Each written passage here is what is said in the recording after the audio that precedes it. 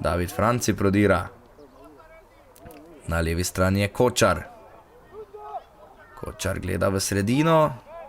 Primoran je bil podati nazaj. Pa David Franci. David Franci se je odločil za strel in gol.